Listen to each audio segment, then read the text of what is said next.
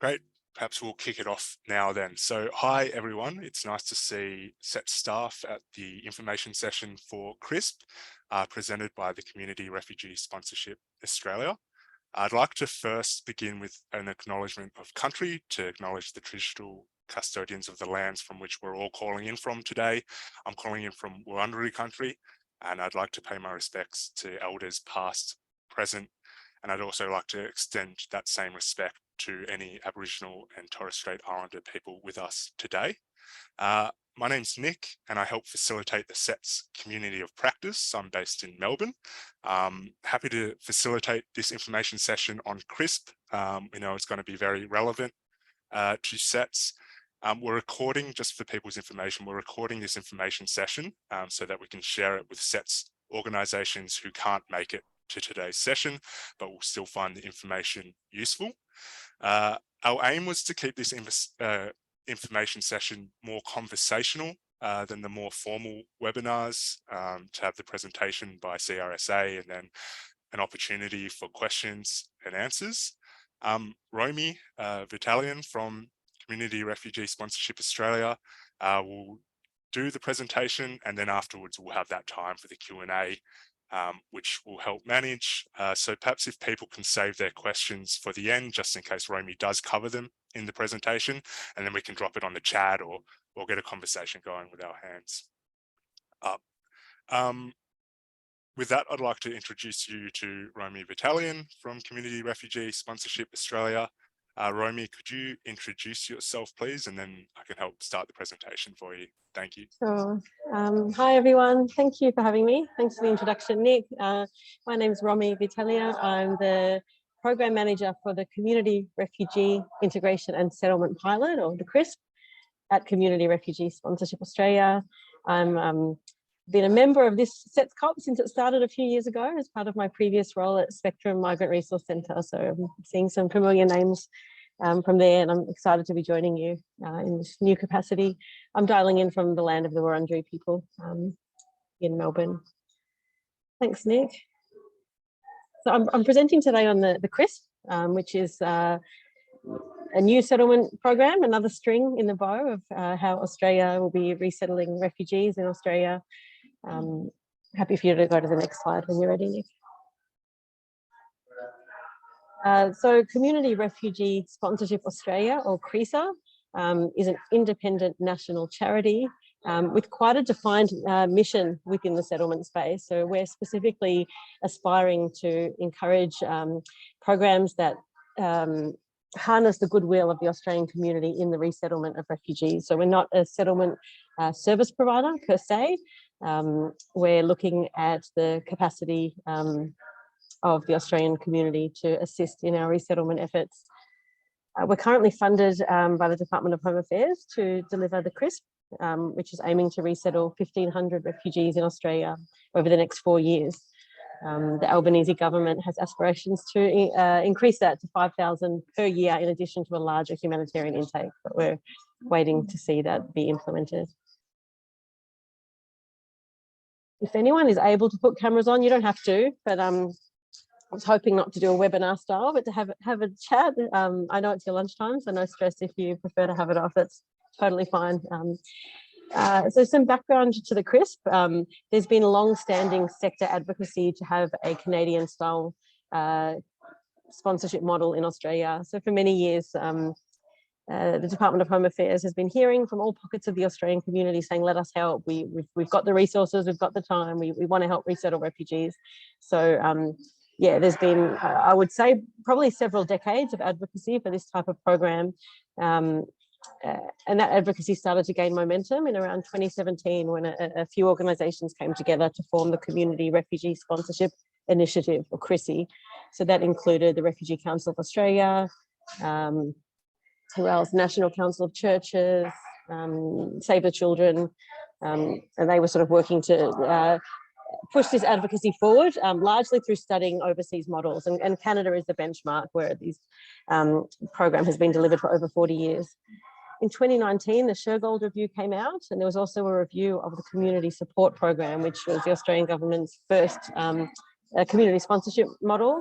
And both of those reports found that Australia's current resettlement efforts were not really harnessing the goodwill that existed in the Australian community. And so those findings really gave more impetus, I suppose, to advocacy for the kind of program that allowed everyday Australians to sponsor refugees. So this was all gaining momentum around 2020, and then of course COVID came and the borders were closed.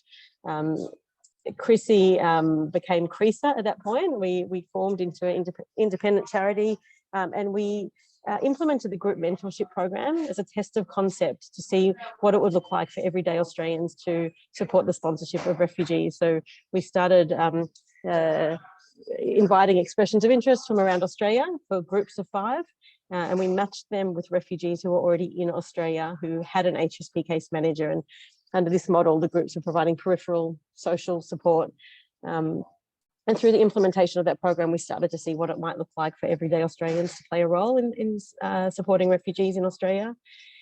In December 2021, the former federal government announced the 4-year CRSP. And then it all happened very quickly. So in April of this year, we met with the Department of Home Affairs to co-design the program. So the contract included a co-design as well as implementation. And in late August this year, the first few refugee families arrived in Australia under the CRSP.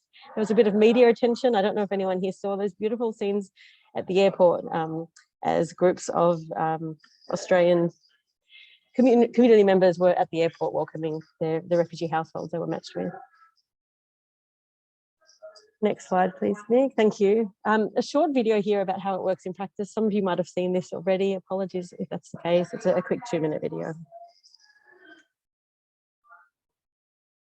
See whether the sound will work. Should. Just bear with me as I bring it up. Tech issues.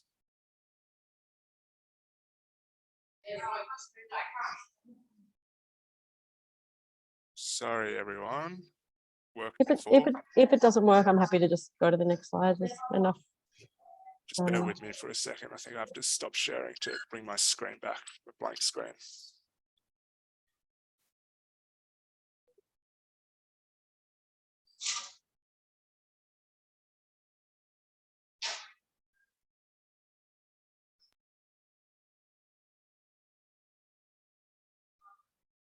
Just bear with me. I'll bring it up here. You're going to get a bit of, how do you call it? Mirror shock.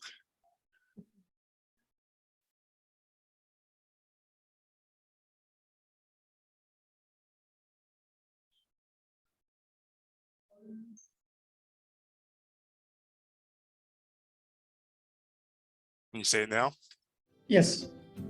Do you want to work with others in your local community to welcome a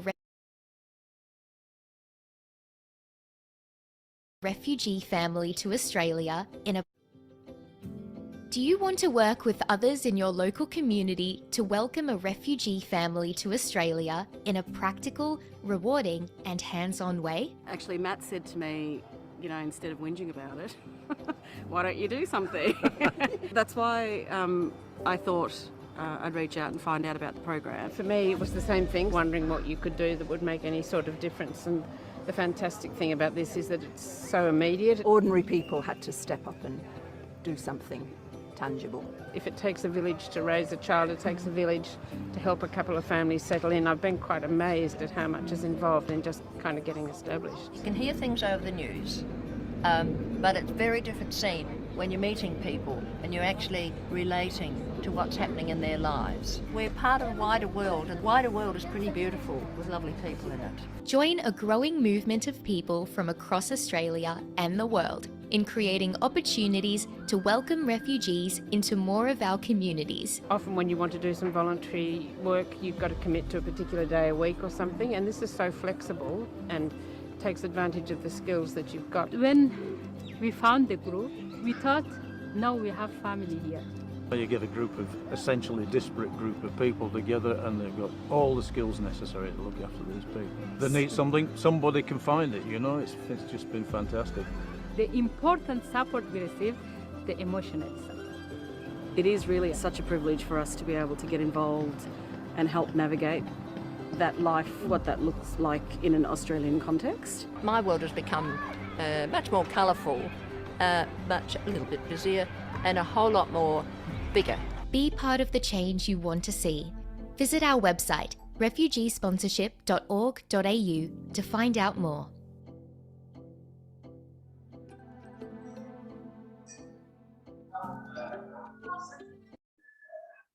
Thanks, Nick.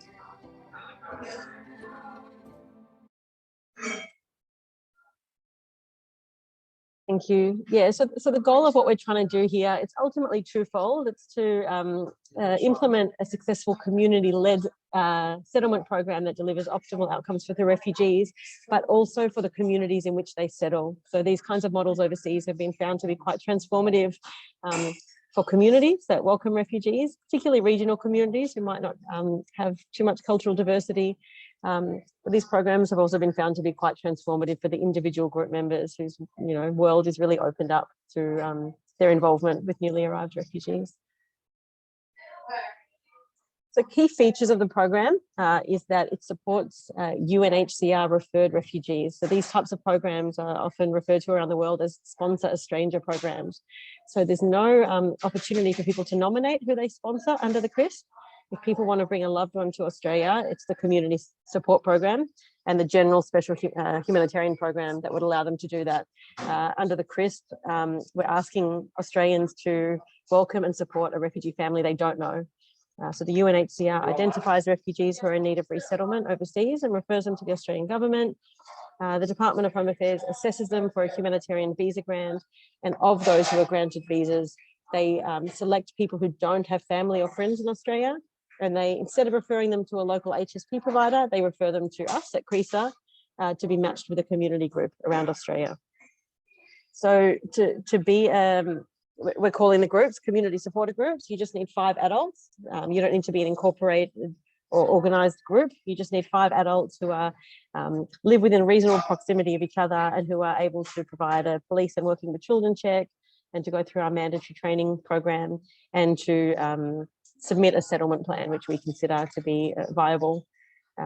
Our role is not to provide settlement support. As I said earlier, we're not a settlement provider. Our role is to mobilise groups around the country. We don't use the word recruit. It's really important for us that the groups don't work for us. They're not our volunteers. They're self-governing, self-directed.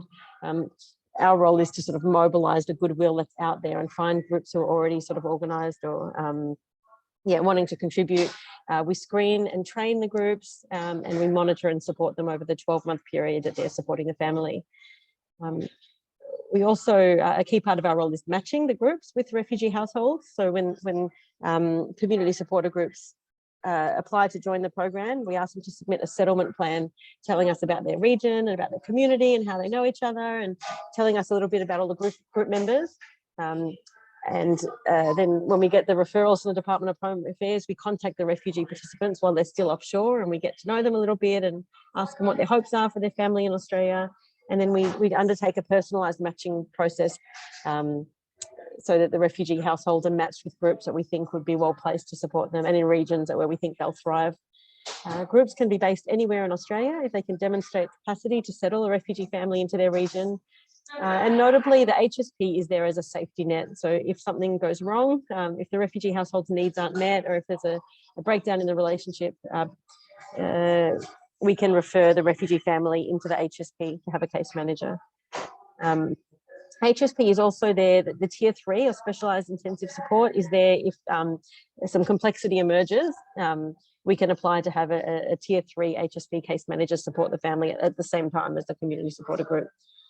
I mentioned that the program is aiming to support 1,500 people over 4 years. That's going to scale up as the program goes. So year 1 was 100 individuals, year 2 is 325, and in the last year there'll be 600 individuals. So we definitely need anyone who is open to welcoming and supporting refugees to jump on board. Key design principles when we undertook the co-design with the Department of Home Affairs. At the core, this is a group endeavour, so it's not an individual sponsoring an individual. It needs to be a group of 5, and we consider that group model to be quite protective for the refugee household. Instead of getting one case manager, they're getting a group of 5 or more adults who are invested in settlement. We also think it's protective for the group because life comes up, you know, it's a one-year commitment. So if things come up for an individual, they've got at least 4 members around them. I talked before about groups being self-directed, self-governed and trusted. So we don't prescribe how groups do it, which is really lovely. We don't tell them, how to do settlement. We tell them what the key tasks are, and we let them do it their way. So these programs work best around the world when they're truly community owned and led. Refugee autonomy and agency obviously has to be at the fore as well. A lot of our training is about making sure the refugee voice is at the fore, and that the aim is to build independence. Sometimes groups can want to do so much out of goodwill, so it's sort of the early concern hasn't been about groups under-servicing, it's potentially been over-servicing and wanting to buy them a car and pay their bills. And so, yeah, a lot of the conversation is around becoming self-sufficient within 12 months.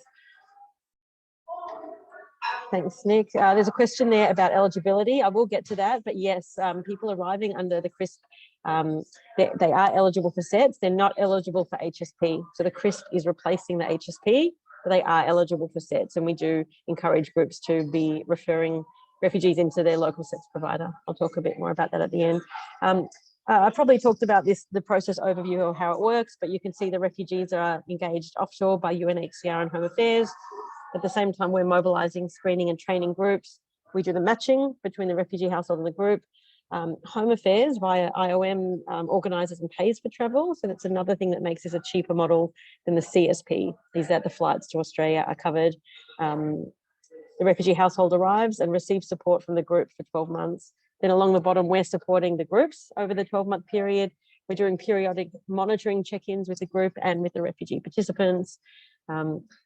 The government does provide access to Centrelink and Medicare, which is another difference to the CSP. And there's a pretty hefty independent evaluation happening. The Department of Home Affairs has a team at the University of Queensland who's evaluating the CRSP and comparing outcomes. So they're interviewing refugee families who've arrived under the CRSP and under HSP and under CSP, HSP and CRSP, and comparing settlement outcomes. I talked a bit about the matching process. So there's sort of a matching, a matrix that we use, you know, is the group regional or metro, are they religiously affiliated or not? But a lot of it is personalised. So sometimes we can find a match with the employment history of one of the refugee household members. They might be in the same field as one of the group members. And that's also when we can do a match based on that. Sometimes the ages of the children are the same between the group members and the refugee family. And we've got some refugee children who are in the same class as children of the group members, which is also really beautiful. So we look at language skills within groups, cultural, ethnic and religious backgrounds. We look at personality. So when we contact the refugee families offshore, we try to get a sense of whether they've lived in multicultural areas before or mostly within their own communities. We ask them how important it is for them to be near a place of worship or near members of their own diaspora community. And we use all of that in matching.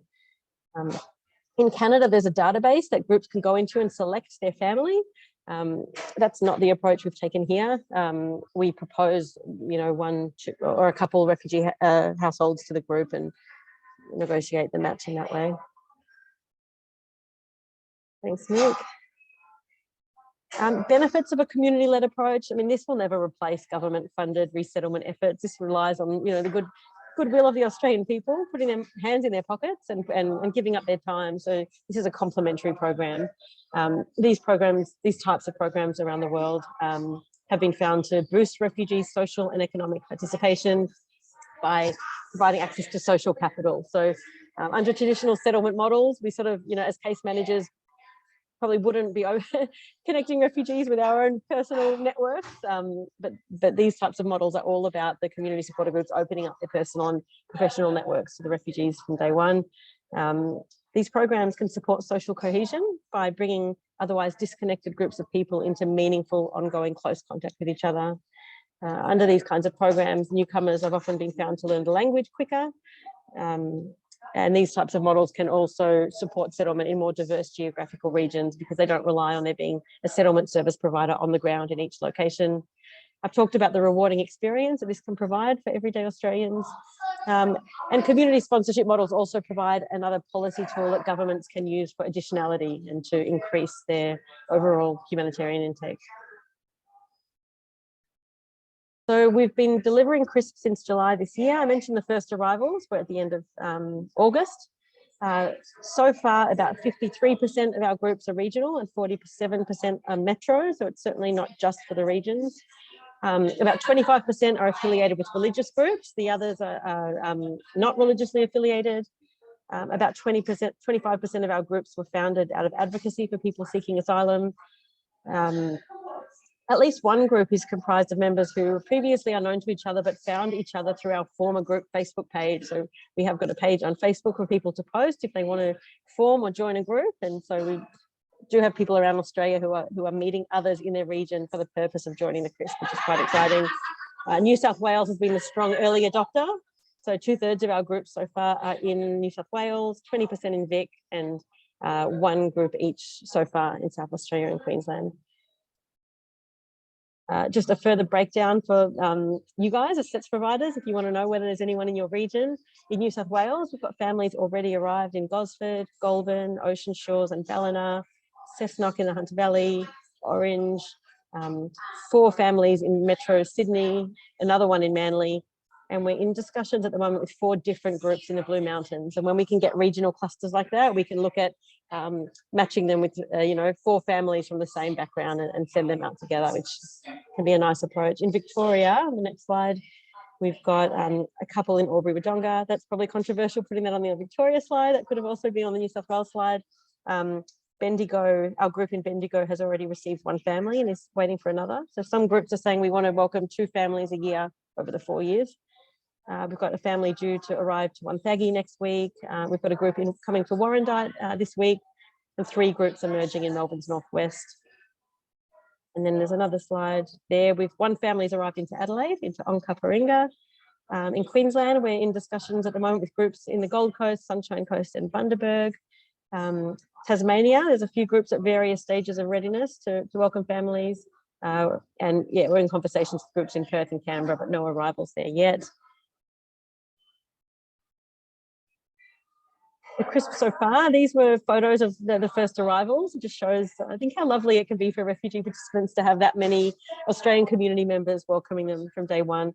I talked about the matching happening pre-arrival, and in fact, the community supporter groups can establish contact with the refugee participants before they arrive and plan together for their arrival. So by the time they arrive at the airport, there's a relationship there with the group.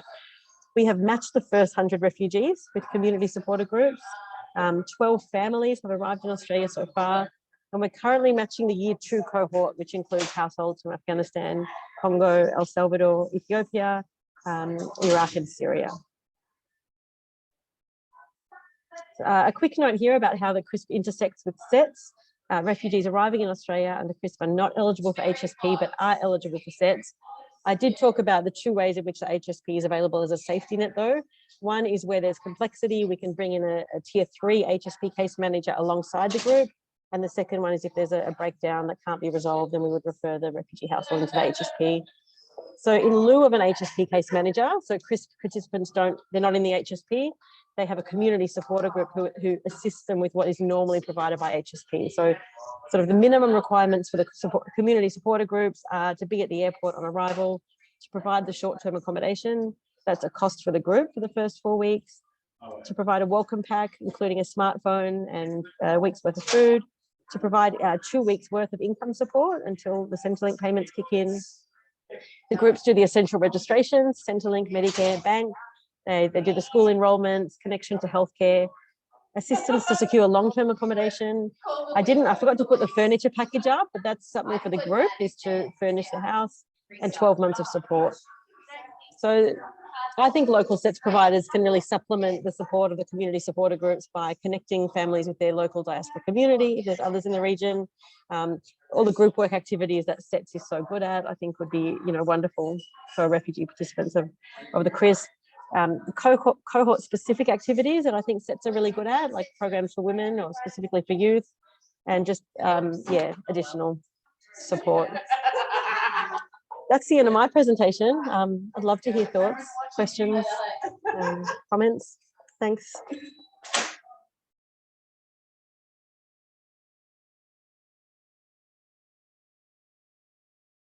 Thanks a lot, Romy. That was great to hear more about CRSP and what's been happening. I do know that in a couple of the best practice meetings that we had for the SETSCOP, Albury Wodonga, the SETS organisation, knew of the family being settled and of the supporter group, and they made note of that after we talked about the CRSP information session today. So that was nice to hear as well. As Romy said, perhaps great to open it up. If anyone has any questions for Romy about CRSP, you could put up your hand or drop it in the chat. Feel free. Thanks.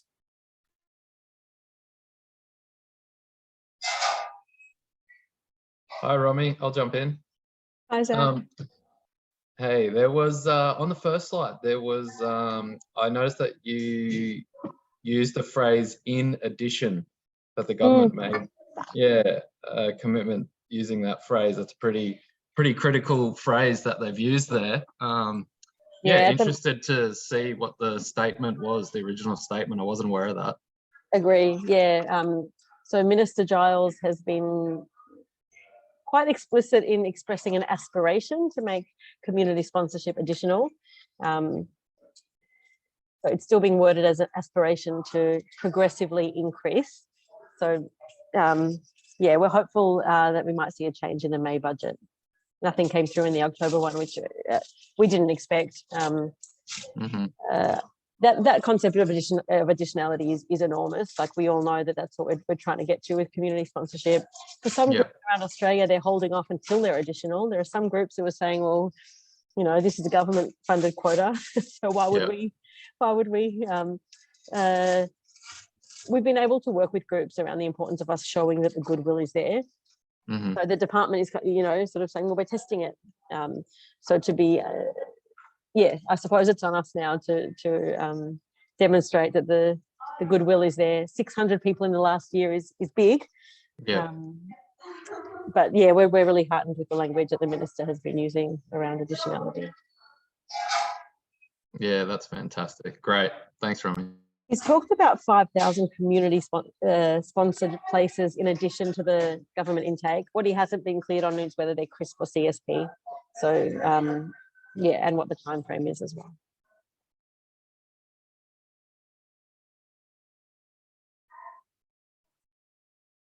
No other questions?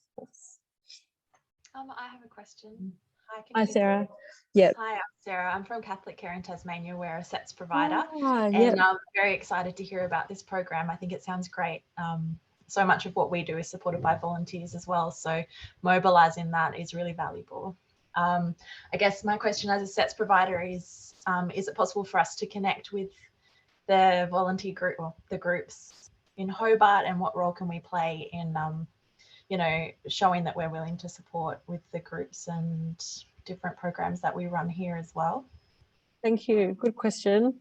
So we usually try not to broker the relationships too much, because really key to this is that the groups are really, it's coming from the ground up. So when groups join the program, as part of the settlement plan that they submit to us, we ask them, are there any migrant services in your region? Who's a torture and trauma provider in your region? We thought of telling them, but we've taken the approach of making them do their research, and they tell us. Of course, if they don't identify them, we'll let them know, but it's really key in those early stages that the groups can see it. It's them doing it.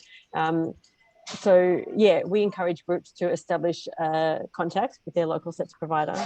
I think in Tasmania that will probably be quite important. There's a group we're speaking to in Tassie in a regional area who has brought, I think, like 7 refugee families into their region over the years under different programs, and they've invariably left because they're quite remote. And you know, that group has talked about the importance of connecting the refugee families with others. I think that's the key thing that SETS providers would be able to assist with, if there are other families in the area. We haven't had any arrivals to Tassie yet. The Launceston group is probably the closest. Yeah, but happy for you to contact me, and I can see about getting you in touch with the Tassie Yeah, group? awesome. Yeah, I think I know of the group. We've heard a lot about them and tried to support some of those families that have unfortunately left. It's just very, very remote, very different community. But yeah, I think if there was a critical mass, then it would work really well. And I just had one more question, if you don't mind, just about when the families are assigned, you said they're referred. So do the families have any say in whether they come into this program or whether they go through HSP? And how do you get that pre-screening information about them, about, you know, the ages of the kids and their interests and careers and stuff like that? So at the moment, the Department of Home Affairs goes through the consent process with the refugee households. So they identify their selection of humanitarian visa grantees who don't have family and friends in Australia. Then they send an information sheet and consent form in first language to the refugees offshore and get their signature. So the Department of Home Affairs negotiates that consent process, and families are told, you've been selected to join the CRSP. This is what it is. Sign here for your details to be provided with CRSA. So it's not the most in-depth, you know, do you choose CRSP or do you choose HSP? I would love to get to the point where that happened. I think that would probably be towards the end of the pilot, if at all. I think some families are probably likely to thrive more under one than the other. So at the moment, people are told they've been selected and asked to sign. And it's unlikely that they'll say no, no, thank you, we won't come. This is what we're negotiating at the moment. So then the Department of Home Affairs, once the refugees have signed, they're happy for their details to be shared with us. We get a profile which has their names and photographs, dates of birth, a few lines about their employment history, not much. We didn't initially intend to be doing that pre-arrival contact, but from the case profile alone, there's not that much to match on. Once we contact them offshore and we get to know them a little bit, that really certain groups jump out and certain regions jump out for them. So we are given the family composition and size and ages of the children, but we're not given what the kids' hobbies are and what's important to them, and all of that comes out when we call them offshore. We've also talked about, you know, consent to be matched, and you know how awesome it would be to be able to propose groups to the refugee households in the way we propose refugee households to the groups. It's complex talking about informed consent with refugees who are offshore, who are likely to say, yep, that's fine, to get on the plane. So what does informed consent really look like? You know, this is what we're working through in these early stages of the program. That's great. Thank you so much. There's a question in the chat about whether families can continue their settlement journey with regional communities after the initial settlement needs are met. Absolutely. When we started talking about what would success look like in this program, you know, my first thought was for refugees to stay where they're placed. That would be success. But one of my colleagues with lived experience as a refugee pulled me up and said, absolutely, it shouldn't be seen as a failure if a refugee family picks their bags up and moves somewhere else. If they have felt supported enough to just regroup as a family and take back control of their life and make a choice to move. Yeah, my colleague was saying, you know, that's success. And maybe the group might not have gotten what they wanted out of it. You know, the group might have been hoping for lifelong friendship, but arguably they would have been giving the refugee family what they needed, which was that initial settlement support. Around the world, we see these programs can often lead to lifelong friendships. Sometimes they don't. Sometimes, I mean, we all know characters can clash, but even, you know, some refugee household members might have a sense of pride and feel like it's a service provider or uneven relationship, and might want to at a certain point, you know, stand on their feet and you know, walk away. We talk with groups about there being no guarantee of a lifelong friendship, and refugees having freedom of movement, and sort of talk with groups about how you'd feel if they moved away and what would that mean for you. So we try to prepare groups for that. We hope that people will love where they're matched with and stay, but yeah, totally okay if they don't. Just looking through the questions here. How many CRSA providers in Australia? At the moment, it's just CRSA. And, you know, we don't see ourselves as a provider per se. We don't provide settlement support. We don't see the refugee participants as our clients. We don't make any referrals for them. Anything that would require us to be maintaining sort of client files would be out of scope for us. Our role is to be supporting the community supporter groups. We are looking at how we can bring more people into it as we go along. For this to be truly successful, it's got to go beyond just CRSA. we think that there could be a key role for other organisations around Australia to play in mobilising groups and screening groups, and even doing some of the training for us under a train the trainer model, so that the training can be delivered locally and have more of a local flavour. So in the first year, we've sort of centralised a lot of that as we embedded the model, but as the program matures into next year, we will be looking to bring more people into the CRSP system. I'm just looking at the next question from Sanam. Are they identified through DHA, HSP applications other than the UNHCR register? No, it's UNHCR referred. So these are not family reunification cases. They're all referred by UNHCR. They're subclass 200 or 204 visa holders, so they're unlinked. A lot of them arrive and suddenly friends and family come out of the woodwork, but so what does unlinked mean? But it's supposed to be no close family or friends in Australia. I don't think the program will replace HSP. It simply, relies on community members having the time and support and willingness to do this work. HSP holds a lot of expertise, and a lot of what we do is informed by, the many decades of HSP support. So we very much see this as a complementary program, and potentially one that can contribute to a larger government-funded intake.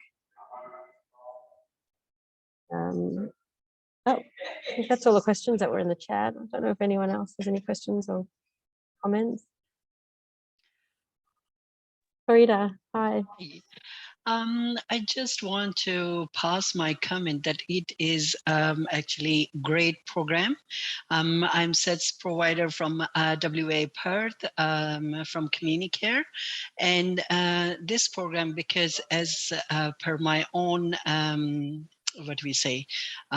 background also, like you said, the friendship or the group, the first person I met in Australia when I arrived in Australia, now I'm here 15 years, and for 15 years we are still friends. So it's a great program. It is it will be successful, and whatever is the target for this, I think it's a kind of holistic kind of support for the families who come here.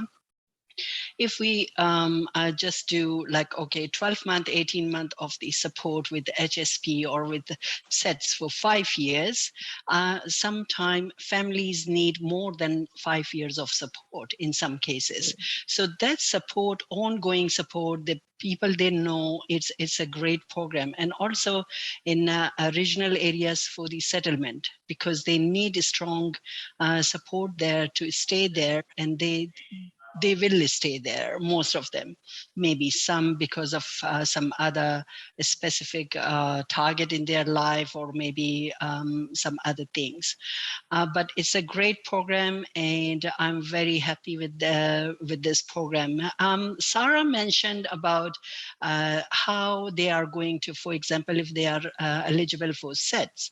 So what is the process of that? Maybe it can be like all information could be provided to the sponsor group, whoever is sponsoring the family, just in case that if they need, there is support available, that kind of thing, because sometimes people also can fall in a gap in that matter. Specifically, I'm talking about the domestic violence or all other relationship issue, mental health issue. Obviously, HSP said they have their own expertise, but again, if they provide these kind of information, it will be very helpful for the families. Yeah, thank you. Yeah, we do have quite a comprehensive training package that we take groups through before they're matched with the refugee household. We have periodic top-up training throughout the year and regular peer forums where we bring together all the groups around Australia to share ideas. And we have a comprehensive settlement guidebook which directs them to their local AMEP provider, their local SETS provider. We also have regular check-ins with the groups and with the refugee participants, and prompt different things at different times. So the first week is all about the essential registrations, and then the second month is all about housing, and then the third, so linking with SETS is certainly a big one. Interestingly, most of the refugee families we've spoken to 1 week in, when we've asked them if they want us to connect them with other refugees from their country of origin, most of them have said no so far, which was a surprise. We're sort of, our assumptions are being challenged. Yeah, what we're hearing is that they're loving being, immersed in the Australian community and surrounded by English language, but we know that settlement is not a linear process, and 1 week is very early in the piece. So yeah, we'll continue to ask them as they progress. Regarding family violence and mental health and all that other expertise that settlement providers have, there's only so much that we can cover in the initial training package. Lots in the guidebook.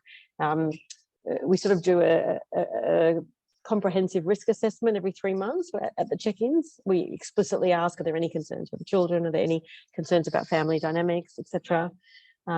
There's a child safety e-learning module that groups have to do before they're matched with a refugee household.